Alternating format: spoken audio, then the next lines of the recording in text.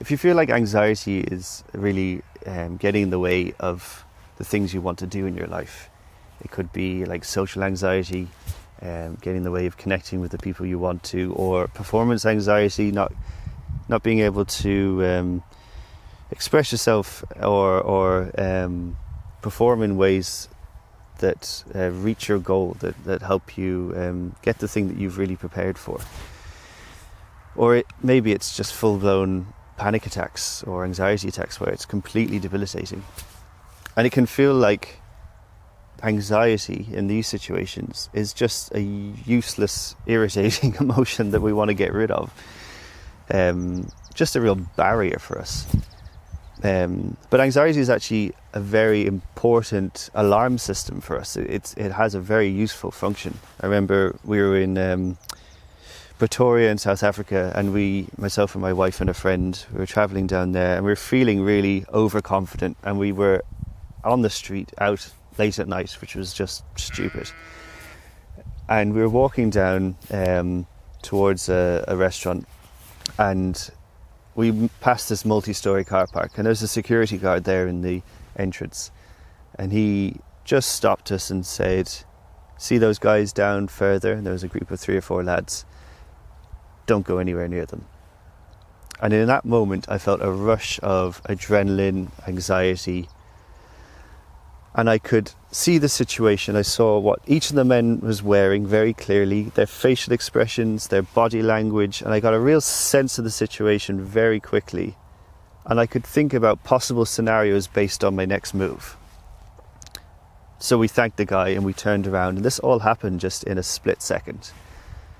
So in that instance, anxiety helped me make a decision that ensured the safety for myself, my wife, and our friends.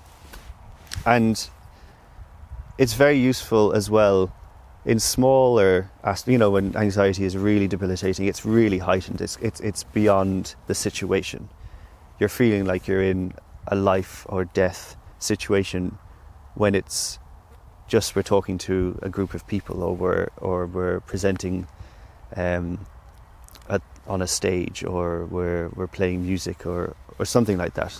Something where there's a crowd of people watching us. And it can feel life or death. But a little bit of that anxiety is really useful in those situations, because it helps us to, like the situation, it helps us to hyper-focus, to think about our actions and their potential consequences, and we're very aware of little subtleties that are happening that help us to adjust and respond in the moment. And this set of, I suppose, skills, set of useful reactions that happens is also really important when we're being creative. When we're being creative, it's very important to be hyper aware of different situations and subtleties, so we can express ourselves in a way that is authentic. And we think about potential outcomes for our actions and how will that affect what we're creating. When we are in a heightened sense of anxiety, it can be very difficult to move from that to a space of calm, because they're polar opposite feelings, polar opposite states, internal states. And you've probably experienced this when you're in a real heightened sense of anxiety. The amount of effort it takes to get to a space of calm is pretty big. But creativity and anxiety, they're cousins. A lot of the sensations and feelings and internal state are very similar. So what I like to do is to take this energy of anxiety and move it into creativity. And I'm not saying use creativity as a distraction for what's causing me anxiety, but take this feeling of anxiety and express it creatively. So it could be the written word. We could write, what does our anxiety say if it had a voice? If our anxiety was a character, what would it look like? What would it behave like? or even just getting these anxious thoughts straight onto the page without editing them and using that as a form of expression. If we want to paint or draw, if that's what we feel comfortable doing, if that's how we like to express ourselves, then what form does our anxiety take? What does it look like? Its colour, its shape, its volume. How does it relate to other parts of us? Or if we like to move and be expressive, what movement would our anxiety have? Like even choosing music that like expresses this feeling of anxiety, and dancing and moving to that as a way to move through it. So instead of trying to calm ourselves down, that would be my suggestion next time you're feeling anxious, to take that feeling of anxiety and move it into creativity. Be creative with these feelings. I facilitate workshops and retreats around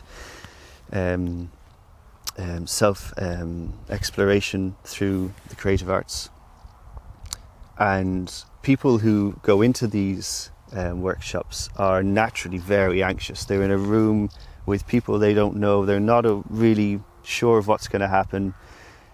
They feel self-conscious about being vulnerable and creating things, or they don't feel like they have a creative aspect to themselves.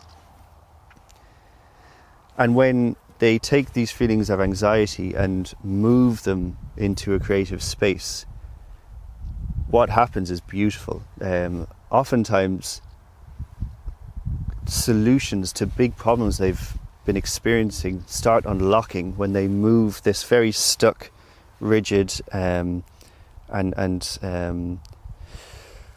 opposite of moving feeling. It's very stuck in place. It kind of keeps us locked, and they translate that into something that's creative, that has movement, that has flow, that has forward momentum. It unlocks a lot of solutions to situations they've been struggling with. So that's my suggestion, is to move, next time you're feeling anxious, is to move this sense of anxiety into creativity. And I'd love to hear how that went for you in the comments. If it was helpful, if you struggled with it, what kind of creative act did you use, and how did it help? What was your experience of it?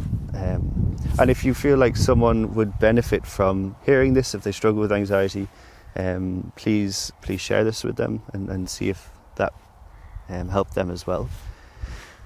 If you want to work with me one-on-one, I've got some spaces in my one-on-one coaching, and also those workshops and retreats that I talked about.